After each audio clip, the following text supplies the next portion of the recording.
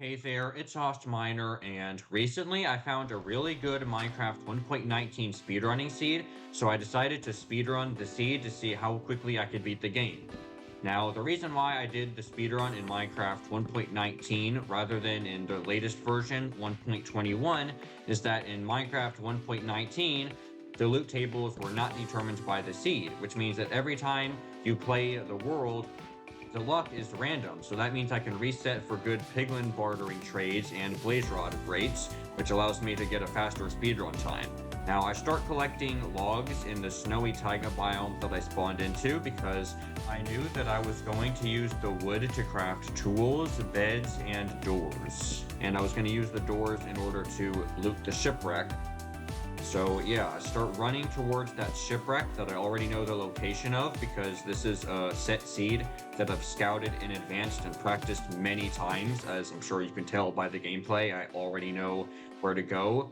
So I just dig down in this frozen ocean. I just break through the ice in order to go down to the shipwreck chest that has 5 iron ingots and 3 gold ingots that I was going to use in order to craft tools.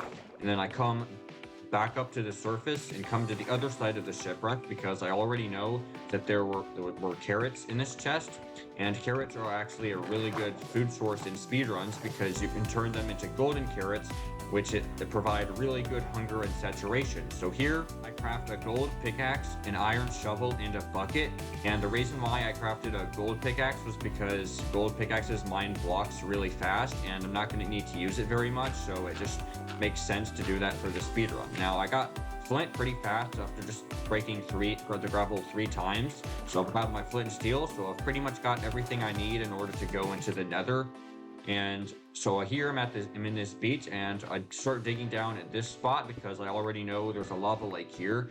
So speedrunners, as you might know, use lava lakes in order to build a nether portal to go into the nether. So I dig down a few blocks and enter the lava lake so I can start my nether portal. That already know how to do this because I've practiced it many times. So I build my nether portal really fast here. 2 minutes and 22 seconds in, and I'm about to enter the nether. So this was pretty much normal pace for what I was doing on this seed. Now 2 minutes and 30 seconds in, and I'm in the Bastion. Now what's special about this seed, as you can see, is that I enter at the bottom treasure bastion like as soon as I enter nether spawn. So this is a really lucky seed for doing a speedrun, as you can tell. And I was just watching out for piglin brutes here. That one fell in lava, so we're good. And I grabbed the iron block that I already knew was there so that I can craft my iron tools that I was going to need to use for the speedrun. So at here, you can see I crafted an iron axe and an iron pickaxe. And the iron pickaxe is especially important so that I can use that to mine gold in order to trade with piglins. Now here I come to the center of the bottom part of the treasure bastion so that I was gonna mine the gold, but first I had to take out the piglin brutes, and the easiest way to do that is just to use a lava bucket.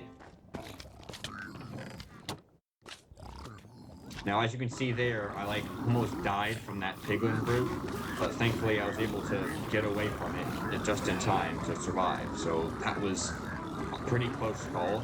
And then here I loot the chest where I get diamond armor and a diamond sword. So I started mining gold here, and I knew I was going to need quite a bit of gold because I know that the chance of getting ender pearls from the piglins is only 2.2% approximately. So I needed a lot of gold in order to get all of the ender pearls that I was going to need. So here I start building up, and I was trying to avoid using my spruce planks because I knew I was going to need to use those to craft beds. So I used the other blocks that I had in my inventory. And here I needed to use a little bit of planks. That's why I collected so many logs. And then, as you can see here, I'm just making a hole to trade with piglins. This bastion route I'm doing is just my own route. It's not like a route from any tutorial I watched or anything. I just kind of made it up myself that I was going to do this, and I practiced it many times. So as you can see, broke the gold block there in order to get the piglins to come towards me. So I give them gold. And here, I just, give the piglins gold, but there were only a few piglins in the hole, and I wanted to get my trades faster, so that's why I start bridging to the other side of the bastion here in order to get more piglins to come into the hole. So I broke that gold block in order to get more piglins to come towards the hole, and so I got 3 more piglins, so that was a pretty good pretty good route I came up with. So I just throwing the gold into the hole so I can get the piglins to come into it. So as you can see, I'm slowly throwing gold ingots into the hole because it makes the piglins come towards it faster. So I just push in this one last piglin into the hole, and then here, in 5 minutes and 20 seconds in, and I'm basically just waiting for the piglins to give me all the trades I need, because obviously I'm gonna need a lot more ender pearls and string in order to craft beds and stuff like that. And so here, I started to craft more gold pickaxes because gold pickaxes are really useful in speedruns because they mine blocks really fast, so it saves time. And I also crafted some golden carrots because, like I said earlier, gold carrots are a really good source of food in speedruns. So yeah, I figured it would make sense to craft some golden carrots here. And then I got a little spot here in order to collect the piglin trades.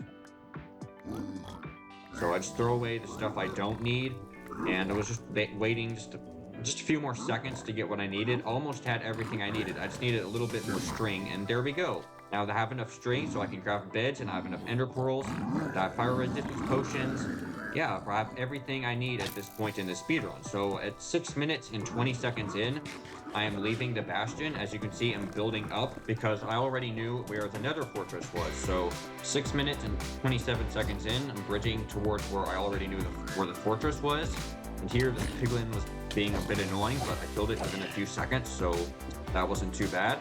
So now I'm digging towards the fortress with my gold pickaxe, and that's why I crafted the gold pickaxes, is because they break blocks a lot faster, as you can see. So now I'm ran towards the blaze spawner that I already knew the location of. So the weird thing about this blaze spawner, however, is that, as you can see, it's like the area around it is blocked off by part of the fortress. So that was kind of inconvenient to deal with, but luckily I did get 3 blaze spawns, so I already have 3 blaze rods. So that was actually like pretty lucky considering how the area around the blaze spawner is pretty blocked off. Now here I start mining the nether bricks, but I get another blaze spawn, and what do you know? I already have 4 blaze rods. Now, you might be wondering, Miner, why are you leaving the fortress? You only have 4 blaze rods, and the reason why is because on this seed, the end portal already has 4 ender eyes filled in. So that means I only need 8 ender eyes to actually go to the end. So that's why I'm already leaving with only 4 rods. Now, I throw in an ender pearl towards this soul sand valley because I already know where I need to make my nether portal to go into the stronghold. So I start throwing ender pearls that way so that I can go directly into the stronghold. Now I'm looking at as you can see, my debug screen here, so I can see the exact coordinates of where I need to dig down. So I already had those coordinates memorized, so I dug down here, and it just took a minute to dig down. And as you can see, the gold pickaxe actually saves time in the run because I can dig a lot faster in order to get to where I needed to make my portal. So I was just digging down with my gold pickaxe, and it needed to be at y equals 34. So I dug out a small spot here in order to build my nether portal. As you can see, I had 15 obsidian, which was more than enough to build it. And I was very carefully placing the obsidian because I knew I couldn't afford to mess it up. And now I'm 8 minutes and 41 seconds in, and I'm in the stronghold. So as you can see, I was going pretty fast here. I'm less than 9 minutes in the stronghold. And now I just needed to craft my ender eyes. So I quickly put my blaze powder in craft my ender eyes real quick. And also while I was in the stronghold, I figured I was gonna craft my beds because I knew I was gonna need that in order to defeat the ender dragon. So I figured might as well do it while I was in the stronghold. And I was like slopping up crafting the beds a little bit, but I did craft my 6 beds that I was intending to craft. So there we go. Now I've filled into end portal, and I'm in the end at 9 minutes and 15 seconds. So this was a pretty good pace. This was actually the best pace that I had gotten playing this seed. So now I'm in the end, and I'm preparing to defeat the ender dragon. As you can see, I come over to this end fountain, and I place 2 blocks of crying obsidian. The reason why I did that is because it's part of my 1 cycle setup, because speedrunners use beds in order to defeat the ender dragon. So here I use fire resistance because beds cause an explosion that makes fire, so I needed fire resistance to protect myself from that. So at this part of the speedrun, I was basically just waiting for the ender dragon to perch. because the Ender Dragon needs to perch in order to perform a 1 cycle, which is the fastest strategy for killing the Ender Dragon that I know how to use. So yeah, I was just waiting for the Ender Dragon to do its thing. It didn't take overly long. So as you can see, I was heading towards the center because I could tell that the Ender Dragon was perching. So here the dragon snapped, so I came to the center in order to perform a 1 cycle.